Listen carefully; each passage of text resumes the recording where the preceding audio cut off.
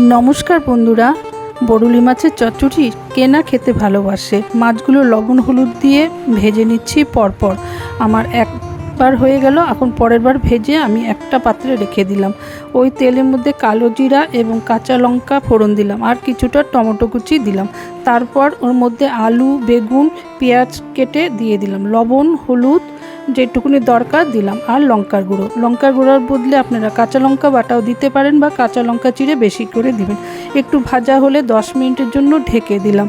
10 minute পর ঢাকনাটা উঠিয়ে আবার খুব ভালো করে ভেজে নিলাম। তারপর মাছগুলো দিয়ে দিলাম। মাছগুলো দিয়ে খুব ভালো করে এটাকে কষিয়ে নিতে হবে, আর কয়েকটা কাঁচা লঙ্কা দিয়ে দিলাম।